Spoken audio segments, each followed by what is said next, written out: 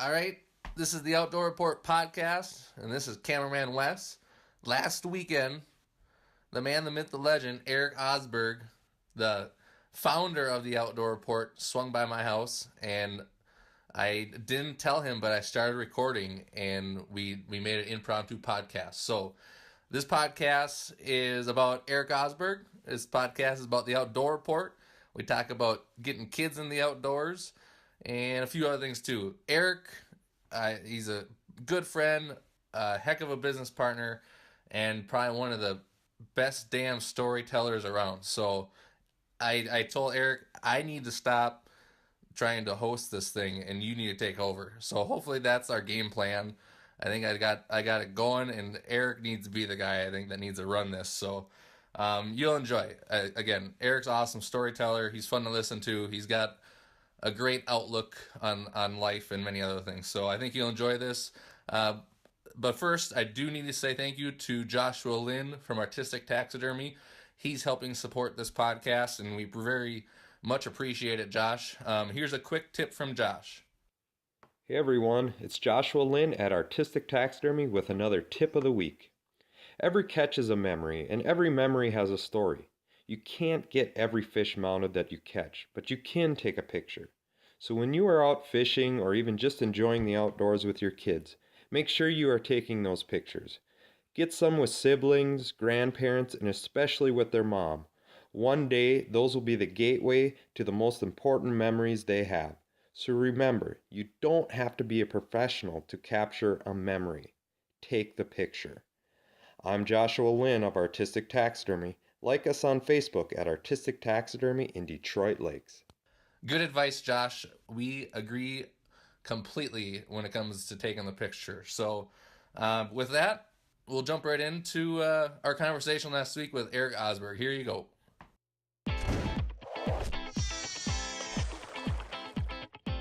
Like I have so this, I think we could talk about this for a long time. Sure. What were you gonna say? So in the front of my boat, there's a little platform, right? And Willy, that's his spot. He stands on that, it's the very bow of the boat, right? There's a little, I don't even know what to call it. Little platform. There's the deck, and then at the very top, Yeah. where you put the Perch. The perch, right? And Willy stands up there, right? I have a tiller, so I'm in the back. Yep. He's in the front, and he stands up there. And I know he could fall in, right? Like, I know that's a possibility. I'm not stupid. But he hasn't yet. Right. And rather than me yell at him the whole time, don't stand up there, don't stand up there, don't stand, right? Like, Right. That would suck. Yeah. For both of us. So I let him stand up there. Right. He's got a life jacket. He's got a life jacket on, and if he falls in, he falls in. The kid's a fish, right? He can, Right. It's, if it's wavy, if it's dangerous, if it's dark. I mean, there's certain times where I'm like, dude, no, you can't, right? Yep. But then I'll bring other adults in the boat with me while he's doing that, and they freak out the whole time. Yep. Don't do it. Well, stop. What? I'm like, dude, just shut up. Watch the boy for 5 minutes, and you will see he has this under control. Yep. He looks like a surfer, right? You know how a surfer would, when the wave, he's not dumb. No better than what we would be doing, because we probably fall off. Yeah, You could fall off. Yeah, right. And You've fallen in the water before. I've fallen. Yeah, right. And which lure to use, right? Let them try stupid lures. The most ridiculous thing whatever they find, as inappropriate as it may be, let them at least try it. You know what I'm saying? Yeah. Let them tie it on, or tie it on for them and say, "Here you go." And if you want, you could say, "Tell you what, I'll give you 15 minutes with that." Yep. And if you don't have any fish, may I suggest another? You really have to concentrate too, because I noticed, like with Carter, like I have the urgency to tell him, don't stop. Right. Right. But you have to mentally tell yourself, shut up. Right. Just let them be. Right. Let them figure it out. Let them fail. Let them fail, right? Like are you recording? Did you like how I slid that in there? Are you recording? Yep. Oh, so why? All right, so this is a surprise podcast. Erik Osberg's in my office right now. He came to say hi. He had to drop his 4-wheeler off in Onamia. So we're just chatting. We're having a surprise podcast. But we wanted to chat about getting kids into the outdoors and going out hunting and fishing. But before we get into that, we're going to talk to Erik just a little about his background. You like how I worked that in there? Yeah, right. Why don't you introduce yourself, Erik? I'm Erik Osberg, and I'm with The Outdoor Report. He created the Outdoor Report. I created for those that don't know. Thanks for having me. By the way, love the podcast. Like this, just so everybody knows, Wes has been talking about a podcast for how many years? Probably 2 or 3. 2 or 3. We gotta do a podcast. We gotta do a podcast. I'm like, yeah, it's great, but I don't know how to do a podcast. So you figure it out, and so congratulations on getting a podcast. I haven't figured it out. Well, you're doing it. We're just doing something. We're just doing it right. There's nobody listening, but who cares, right? It makes us feel better.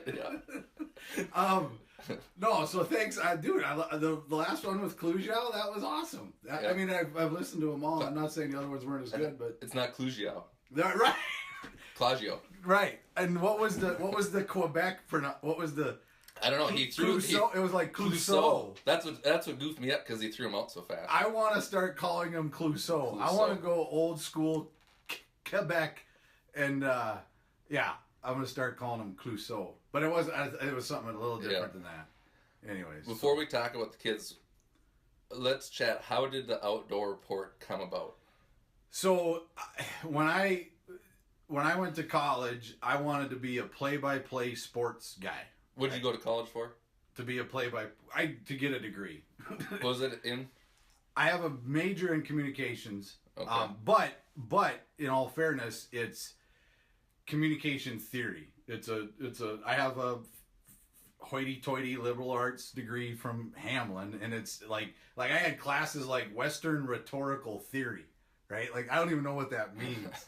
One of my professors said, okay, for your final, this was in a completely different class. For your final, I want you to write the antithesis of what this class would be. And I raised my hand. I was like, what's antithesis mean? This is before Google, right? Nobody. The face plant to the face. I'm like, what's antithesis? He's like, well, break it down. What is the thesis? Okay, thesis. What is anti? Okay, so how would you teach this class backwards? The complete opposite of this class. That was the final. Yeah. So I came out of college. I didn't know anything about anything other than, theory, right? Mm-hmm. No real I had a little bit of hands-on stuff, but nothing to really write home about. But I got. Do you want the whole story? Yeah. You want the whole story? Yep. So, I got my 4-wheeler's gonna be done in an hour. How much time do you got? So I got out of college, graduated from Hamlin. I didn't know how to do what I wanted to do. I wanted to be a sports guy. I wanted to be a sports anchor, right? So I called Jeff Passolt from Channel 11, from Fox 9. Like, I just called him, right? Like, I called Fox 9. I said, I want to speak. Is Jeff Passolt around? I don't know if it was 1 or 2 phone calls, but eventually I got to him, right? And I knew he had gone to St. Cloud State, so I knew he had to be a pretty decent guy, right? Like, you can't be a complete jerk and graduate from St. Cloud State. Yeah. So I explained the situation. I want to do what you do, but I don't know how to do it. He's like, did you do an internship? I said, yeah, it was at K-Fan, and it was in the promotions department. Like, I hung banners and stuff at live broadcasts. I didn't really learn anything. Yeah. No offense. I mean, it was awesome. I mean, it was a great experience, but I didn't learn how to... The skills necessary, right? And he said, well, let me talk with Jeff Grayson. Jeff Grayson is now, he works for Fox Sports Wisconsin with the Brewers, okay? So Jeff Grayson was the sports director. We couldn't really do an internship because I was graduated, but they let me volunteer for, so I think it was like 16 hours a week, right? Like straight up volunteer. So Wednesday nights and Sundays, I would go to Fox 9 and sit in the sports department. I would log tape. I would try to answer the phone, keep scores, put the ticker that goes across the bottom. Whatever. Jeff. It was at Fox 9. It was at Fox 9, yeah, in Eden Prairie. And I did that for like 6 months, and what I got out of the deal. Real quick, did you ever get the typing wrong on the ticker? I didn't. No. I didn't. I made a lot of mistakes, but those weren't them. I got to interview Kevin Garnett, right? I got to do a lot of cool stuff, and I got out of there with a demo tape. To get a TV job, you got to have a demo tape, right? And you need an anchor read, and you need a story. And so they let me read my anchor read on their set, and it was brutal, dude. I'm so glad YouTube didn't exist back then, because it terrible, just viciously bad. But it got me a job in Rapid City, South Dakota, at KNBN News Center 1. And so I got a job, right? So I got a weekend sports guy in Rapid City, South Dakota. I made a lot of mistakes live on air in Rapid City, South Dakota. You got one in particular? I got a few. There's a town called Spearfish, yep, South Dakota. Live on air, I called it Spearshit, South Dakota. I have no idea why, right? Like, why would I even say that? And because you're nervous, right? You're 20. I don't know how old I wasn't. 21. It took me a little longer to get out of college than most, but I was 25 years old, the little red lights on, and you're frazzled, and I said spear shit. How'd you recover? I didn't. I just kept going. I don't want to acknowledge that. That just happened. Yeah, right. But here's one thing I will. And it was a good job, right? Like the first day they said, "Here's a camera, go figure it out," right? And I didn't know how to run the camera. But here's your white balance button, and here's your zoom button, and here's your focus button. And it's just, trial by fire, right? Yep. You go out and you shoot. Well, you got 4 football games you got to shoot, and you got to get back in time, and you got to edit it, and you got to write it, and you got to read it live on the air. You're hustling. You're hustling, right? So you get in, you get what you need, and you get out, which is kind of my approach to this day. But yeah, so and while I was and I'm getting to this is the long story, so I'll get to how did the outdoor report start? I know, yeah. So I understand, Eric. So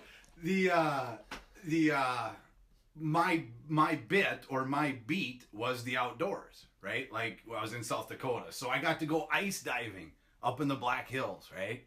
I got I went deer hunting up in the Black Hills. We went pheasant hunting. Trout fish, so I was covering the outdoors as a news guy, right?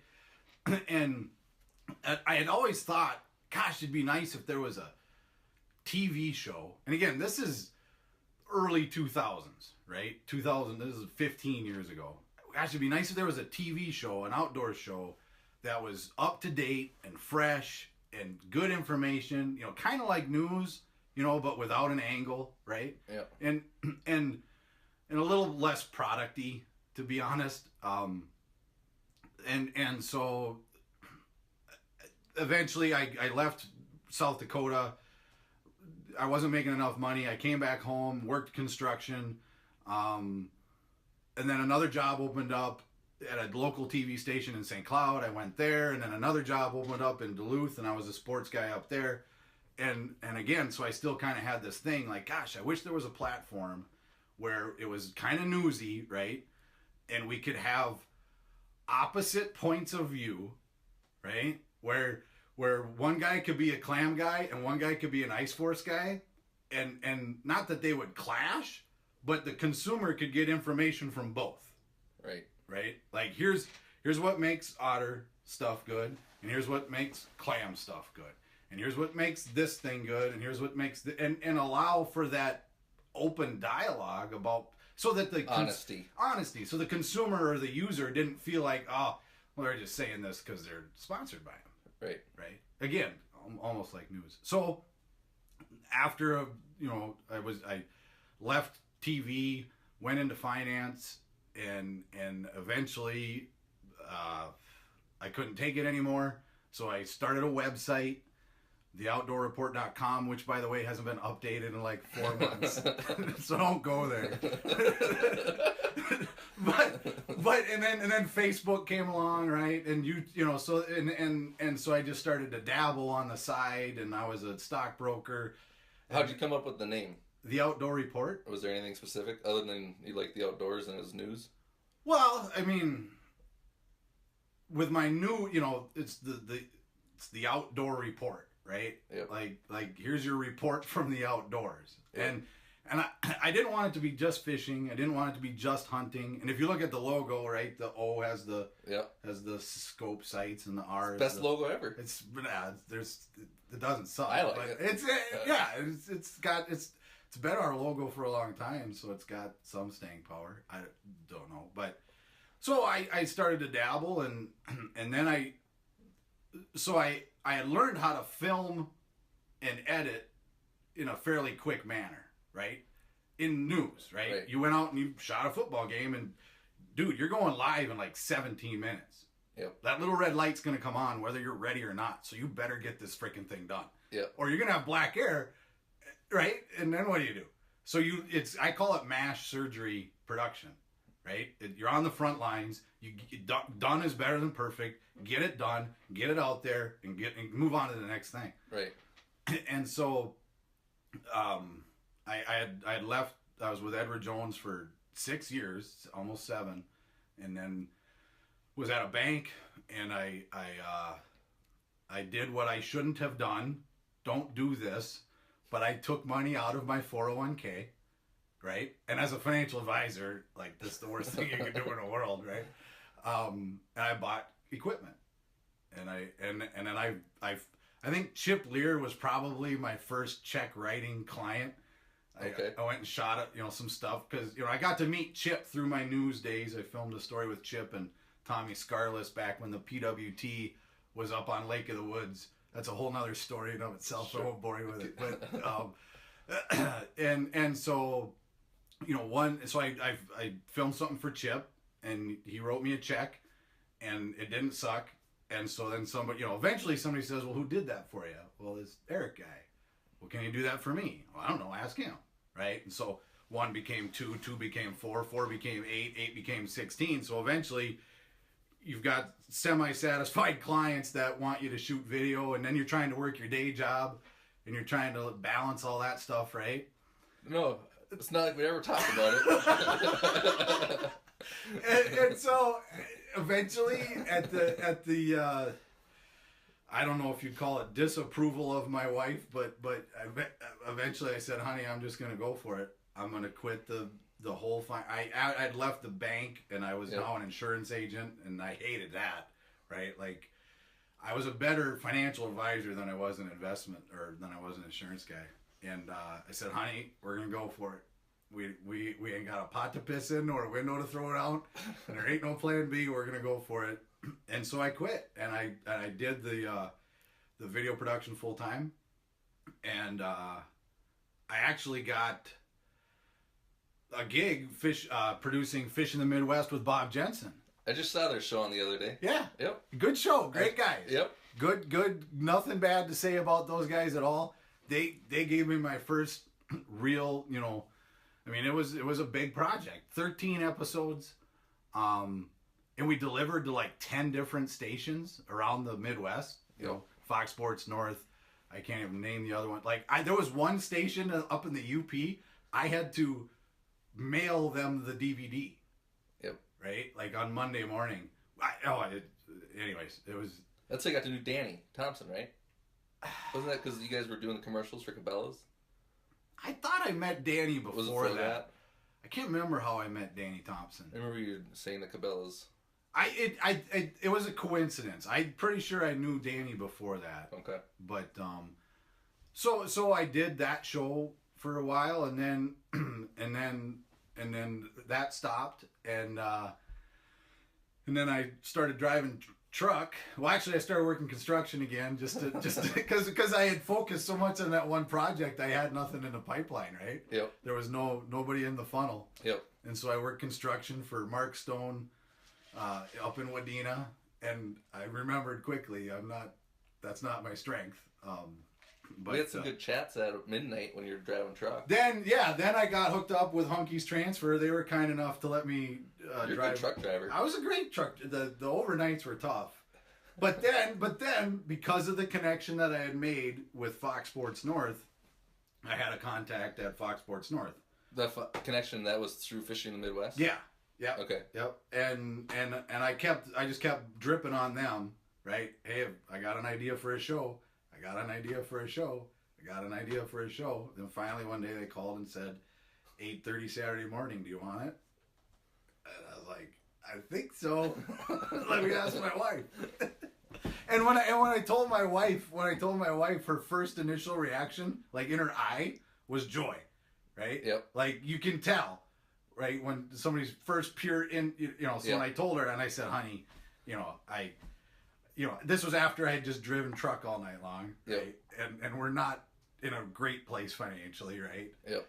And I said, I have an opportunity, right? And I'm not saying we have to do this. It's just Fox Sports North has said, if I want my own show, we can do it. And her eyes lit.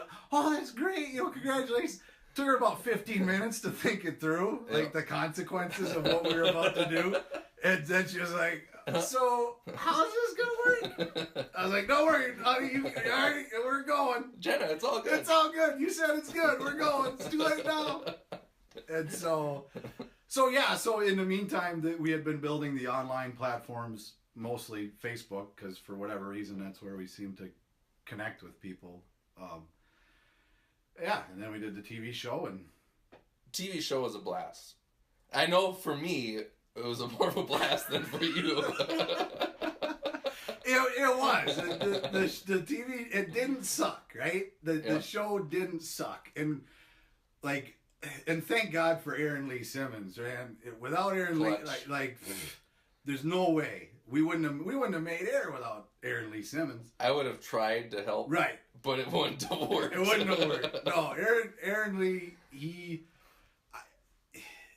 I hired Aaron Lee. I told Aaron Lee right away I met him through Ivan Lawrence of Danlore. Yeah. Aaron Lee had done That's right. a pro bono video for Ivan, and I called up Ivan. I'm like, Ivan, you hired somebody to shoot a video other than me? Come on, man. He's like, no, it was my cousin or something, and he did it for college. I was like, oh, is he good? He's like, I don't know. I'm like, does he want to work? I don't know. So I hired Aaron, and I'll never forget. I went to Fox Sports. When I had done the Fishing Midwest, we were putting the shows on tape, literal beta tape, right? That's how we delivered it. And by the time we got our own show, it was all digital, right? Yep. Is it still recording? Still recording. That's good. Is it 11:32? Yep. Or is it okay? So we needed the technology to load this video up through space to Fox Sports North, right? And I didn't have the technology, and I didn't know how to do it. Yep. And neither did Aaron. But thank God he's a millennial, and he'll Google things till he dies, right? Yep. And he figured it out. That's awesome. And so, yeah, the show was fun. It was a lot of work, but it was fun. I think you should do it again. Yeah, right. I'm not, never say never, but it would take a very special circumstance for me to ever be in that position again. I think we both agreed, though, looking back at it, of where TV may be going and what the value you can get out of social media. Yeah, I don't think TV is dead, right? But it's changing. Mm-hmm. And so it was a business decision is what it was, right? And no offense to anybody that has television or does television, that's awesome, right? I get it. But the consumer is changing the way that they consume information. Right. And adapt or die, right? So, yeah, to your point, we thought, well, we could probably do the same thing, just in smaller doses and not quite as pretty. And not 18 hours a day? Oh, and not 18 hours a day. I'm quite sure that between Eric and Aaron, you guys put in 18-hour days. There were 24-hour days. Yeah. There were days where we had shifts worked out, right? Because it was just the two of us. Right. Right? There was nobody. I mean, you, right? You were helping. I'm trying to film here and there. Yeah, I mean, but without you, it wouldn't have worked either. But yeah, I would come in first, right? And then Aaron would get there mid-morning-ish. And then I would leave 5-ish, 6-ish, whatever. And then he'd stay. And then I'd go home sometimes. And I'd try to be with the family. And then I'd go back, right? Yep. And then he'd go home. And I'd stay there till 2, 3, 4 in the morning. You know, I'd make it as far as I could. And then I'd come back again, you know, and yeah. Yep. We both slept in the office once. Yep, I remember.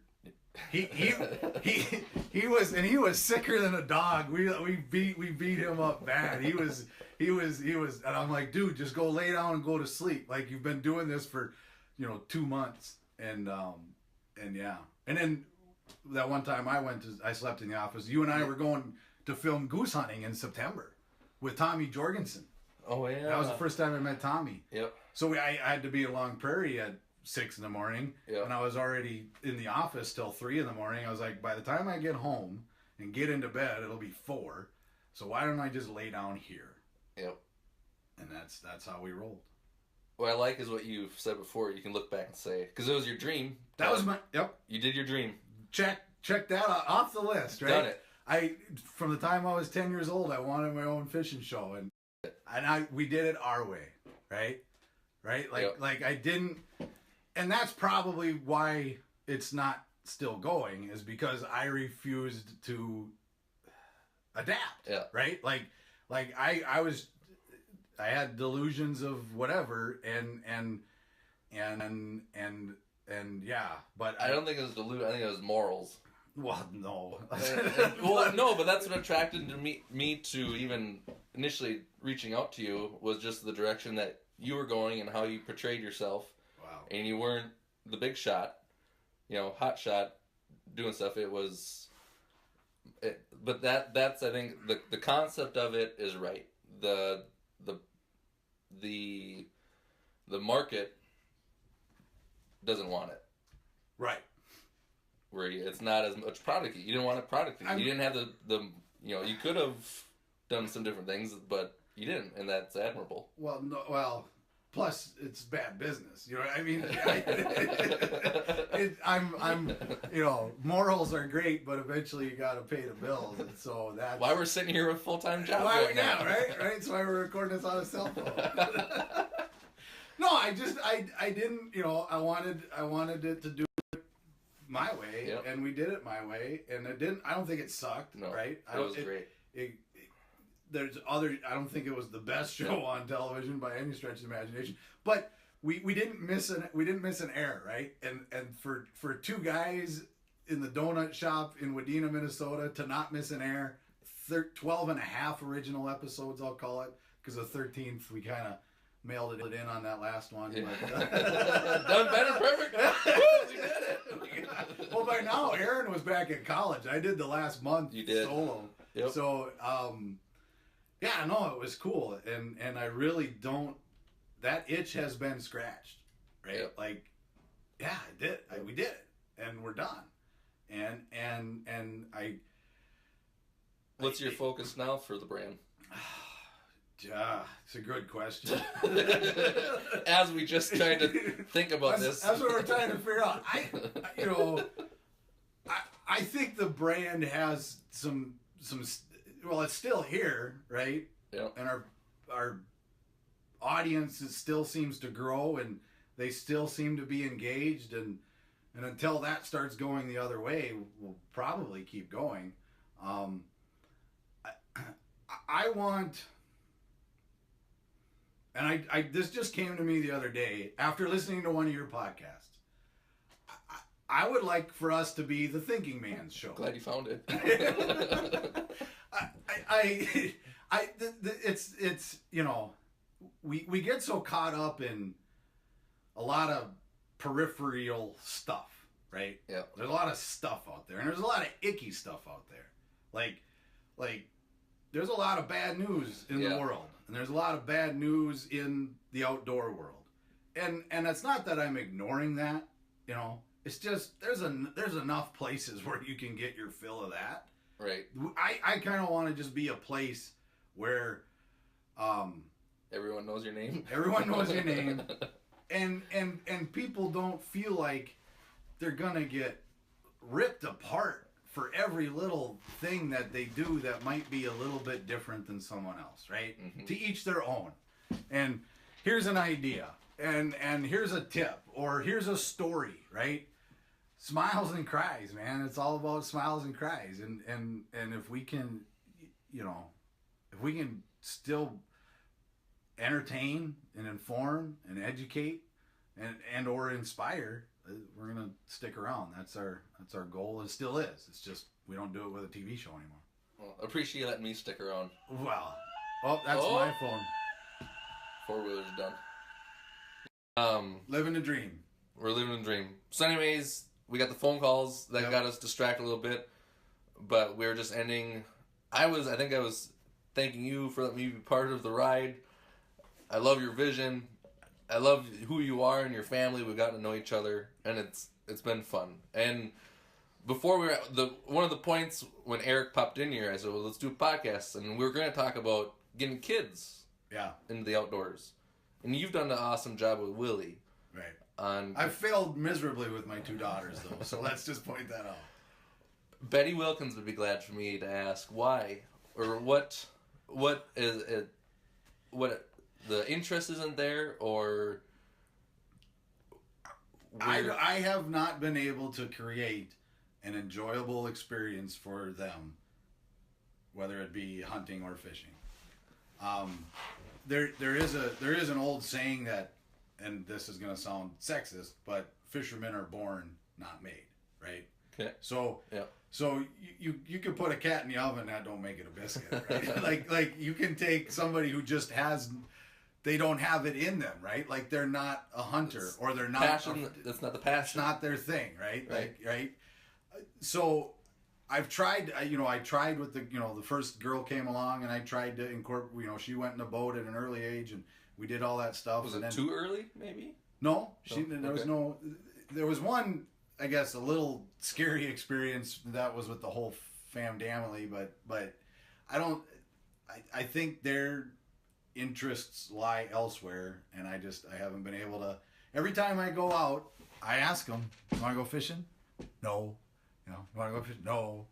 It's plus one of them's a teenager now, right? And she's gone, right? I mean, she's only 13, but she's already, she's already doing her thing, and so, but no. So I've been very lucky to have a son like Willy who sometimes leads the charge rather than he reminds me that it's time to go fishing. So right. If people don't know who Walleye Willy is, it's Erik's son, and I've witnessed Willy fishing, and it's there. It's in him.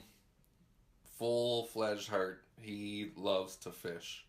We went out Sunday. So the ice was good, and then it got bad, right? Yep. And so we went out on Sunday. I was like, I got to get out of the house. Willy needs to get out of the house. We got to get out of the house.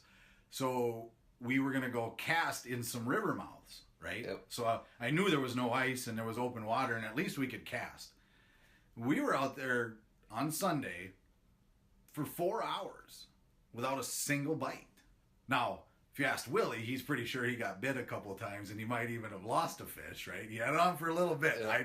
I don't necessarily, I don't believe him. It was there. I had him, Dad. He was at 20 seconds, but for 4 hours, we were outside, right? He was playing with the minnows. He was building, by the end, he had built a little trap in the river with rocks, and he was taking minnows, not illegally, but he was playing with minnows in the, you know what I mean? Right? Like, he didn't have an iPad in his hand. He didn't have an iPod in his hand. There was fresh air. It was outside. We didn't catch a single fish. And it was 5 hours on a Sunday afternoon. Yep. And he was disappointed we didn't catch any fish, but it's not going to deter him from going again. He's just glad to get out. No. Yeah. With getting Willy out, and you see other folks try to get the kids out, and I secretly recorded part of this before we even started. What do you have any advice on? I have all sorts of advice. And I don't know how much of this will repeat from the beginning, but when I've been in the boat with other parents It's predominantly been fathers and their sons, and I apologize for that. I'll try to do a better job, Betty. But dads can be really tough on their kids in the boat, right? Like, don't do that. Stop doing that. Don't touch that.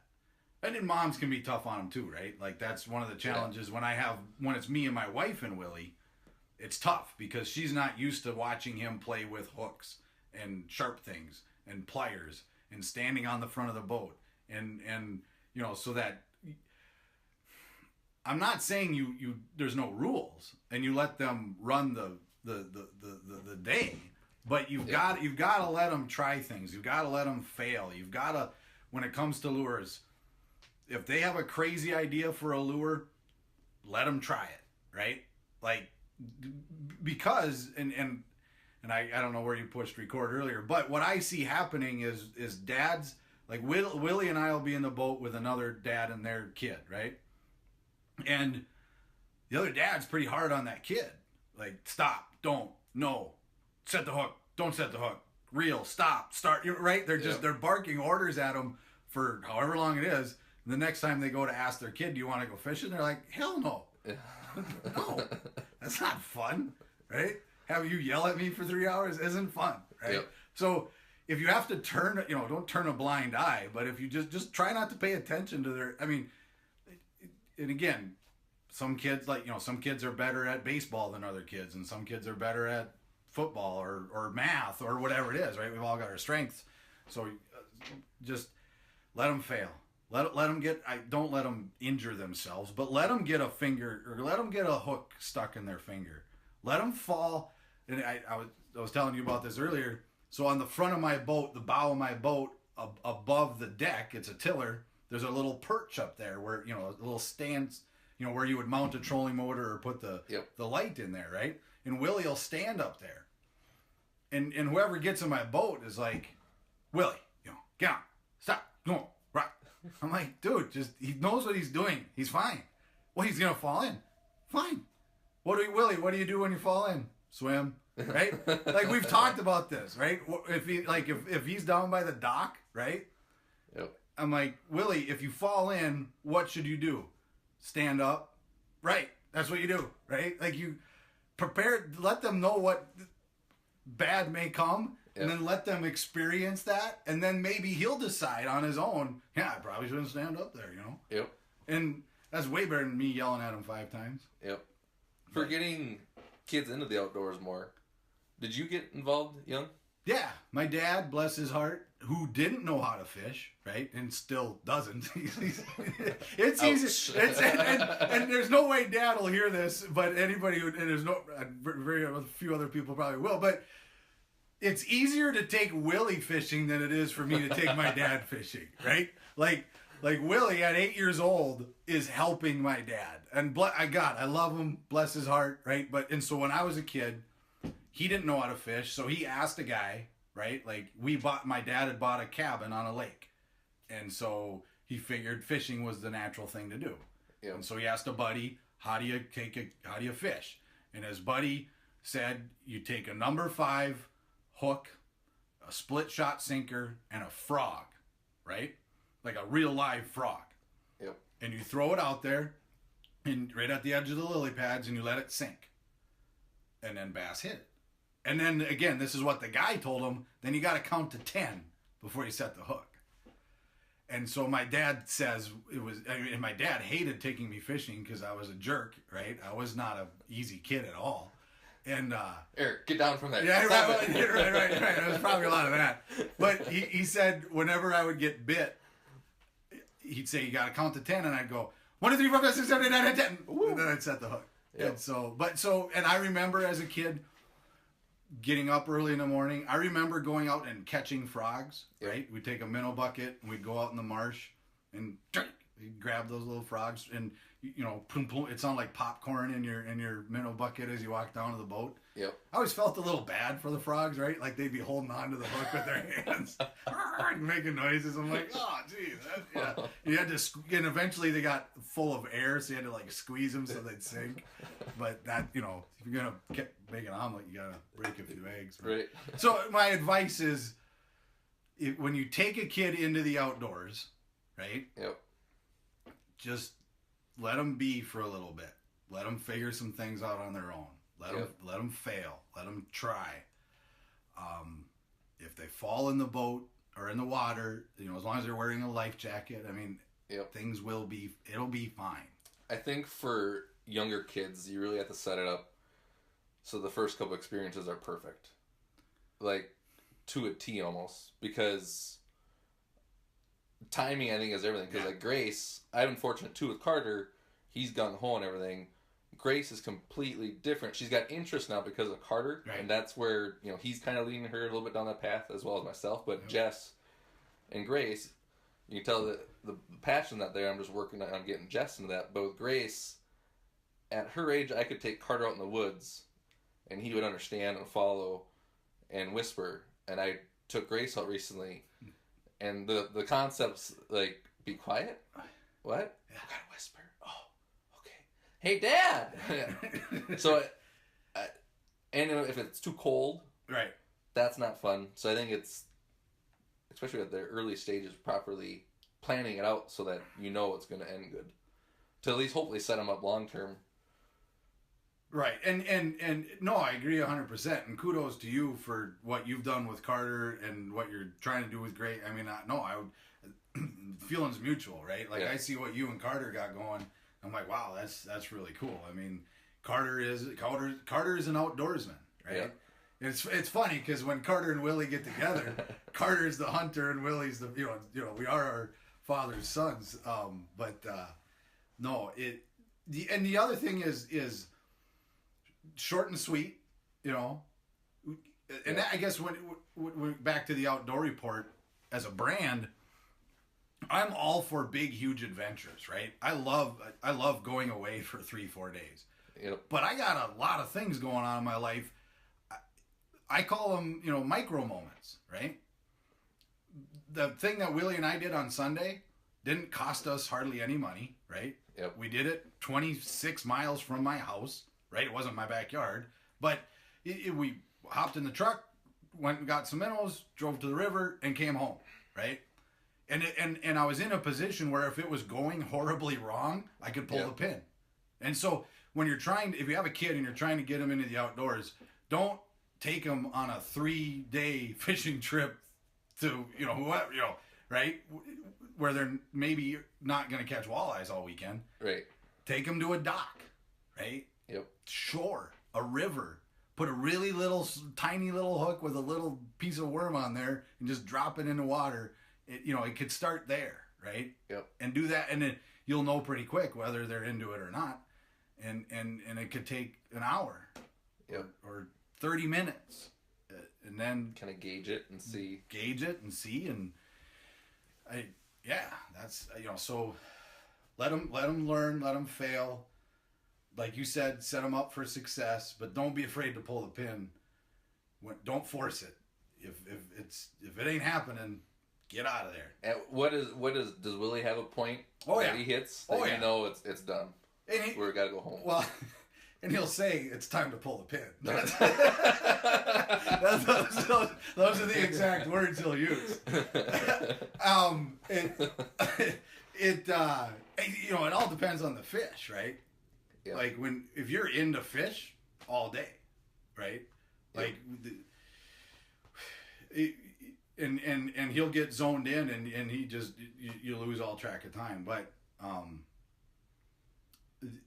I can tell, when he starts to get a little bit less focused and a little bit more whiny and a little bit distracted, I can tell he's struggling. And I try not to hand him my phone and say, here, watch a video. Right. That's my ace in the hole, right? Right. Like if I need to buy some time, I will hand him the phone and say, you want to watch a video? I try to incorporate music, right? Oh, yep. Right? Like, you know what might help is if we listened to the Gummy Bear song. Yeah.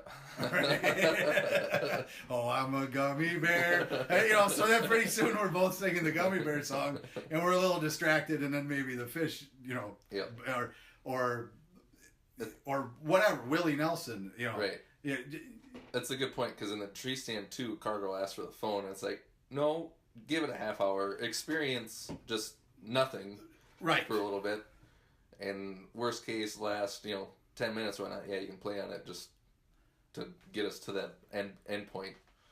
And that's another thing is if I sense that he's struggling, and I will say it's been a while since he's asked for the phone, right? Yep. Which is good, right? Like he can figure there's other things to do in the boat if you let them, right? He can play with the jigs, he can play with the rapalas, he can play, and everybody freaks out. Oh no, he's gonna.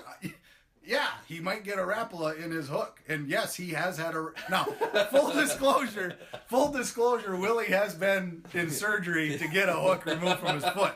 So I'm do as I say, not as I do, type of thing. So good advice, Eric. Yeah, but it wasn't what it was. It was at home. It was stuck in the carpet. It was a whole different scenario. It wasn't fishing, and believe me, he pushes the envelope, and that's a lot. It was my fault, but the. When he's losing his focus, or when I can sense that, give him a countdown, right? Right. So, 15 more minutes. Yep. Set a goal, right? Like it's 3:40 it's 3:40 on your clock, right? What do you think, Willy? Again, you're trying to gauge your kid when you want to pull a pin. 4:15. Yep. 4:30. You know what I mean? Let them decide. Yep. That's the other thing. I let Willy tell us where to fish, right? Now, I don't always love his spots, and he doesn't always get his way. But if he's got an idea, we'll explore it, right? Right. Willy likes to fish shallow because he likes to see the fish, right? Sight fishing. Sight fishing, weeds. It's visual. He's into it just by being there, right? Looking for them. Yep. And so every time we get to the landing, he's like, we should probably go over there, right? I'm like, sure. We should go. Well, I mean, yeah, I don't want to, but I'll you go with it. I say, tell you what, we'll go check it out. We'll Yep. try it out, right? And after we've established that there's no signs of life in 3 feet of water, we can move on. And you don't rub it in. And I don't rub it in. And that way he got his way a little bit. I got my way too. And my goal is eventually he'll know, right, where to take me. That's what I see it. You're setting up see the what end game I'm here. setting up the end game here, right? When I'm my dad's age, I'll hop in the boat and I'll just be like, wherever, son. Yep. Take me there. I am looking forward to that, actually. Carter get to the point where it's like, you go set the stands or the set. Right. And tell me where my spot is. Right, yeah. I did it for you for how many, 18 years. Might as well it's my turn, so. Yeah. Cool. Well, I think it's a good chat. The only other thing that I was going to say is just with us talking, and this is going to be, going back to Betty Wilkins, a credit to her. I was picking her brain because Betty's huge about getting ladies into the outdoors. Yep. Well, just people in general, right. But she would like to see more ladies. She would like to see more ladies, and she can see the disconnects in the lack in some of the mainstream media to help promote that. And I asked her, even with Jess and Grace, and she's like, and I was asking about our brand. Like, okay, right. what do we need to do to try to help bridge that gap? And she said, focus on family. So if you can, you and Eric, if you can focus on family, that'll eventually help spiderweb its way out. Right. Which I think is true. I mean, with you and Willy, and I know you're always trying to get the girls out, and I'm always trying to think of different ways to, but I think if you keep that centered as focus on family, that you'll get more for what you're looking for. Yeah, and I think, I mean, back to women in the outdoors, I mean, there's a right way and a wrong way to do it, in my humble opinion. And I don't want to get much deeper than that, but the way that ladies have been portrayed in the outdoors, isn't necessarily our cup of tea, right? And I don't know how to expand on that without. What we need to do is we'll get Betty. Yeah, I would love to. I have to help lead us down the right path. I would love to talk with Betty. Her whole perception versus reality thing Yep. is money, man. That's and the thing that I love about that applies to everybody. Yeah. Whether you're a hunter or a fisherman or an anti-hunter or or a politics, you're on the right, you're on the left. If we can take a moment and just recognize the fact that we're looking at whatever situation it may be through our lens, and our lens has a certain filter on it, and we are seeing things differently than somebody else who's looking through. And that doesn't mean you have to agree. Just have to acknowledge the fact that your reality is based largely on your perception of what is true and what is not true. Yep. So back to our roots. And I know media and journalism doesn't have a good brand right now, but I believe that journalism is a seeking truth, right? Yep. Without a bias, without an opinion. I mean, there's a lot of opinions being thrown around right now, right? Just a few. A lot of opinions out there. Yep. I think that there's a scarcity on good, honest dialogue and conversations and open on both sides, without right? Yelling. And as I raise my I get it. He's calm up. But just like, where have all the grown-ups gone, right? Right? Like we sit and we yell and we insult each other on both, and this is right down the middle, man. So back to what is the Outdoor Report and who are we? We're grown-ups, and we treat other people like grown-ups, and we don't insult people. If you want that, we don't got it. And if we accidentally do, we're very sorry. We didn't mean to. It wasn't intentional. We'll insult ourselves, right? Yeah, we can poke fun at ourselves. And, are we taking life too seriously? I don't think so. We still have fun. We just don't think we need to rip on everybody for how they do things. Yep. Watch your own bobber. Watch your own bobber.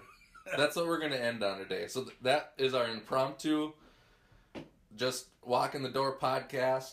Eric didn't know we were recording it right off the bat, so we surprised one on him. So that's all we got. That's Erik Osberg. That's the Outdoor Report. Kind of a little brief history of it.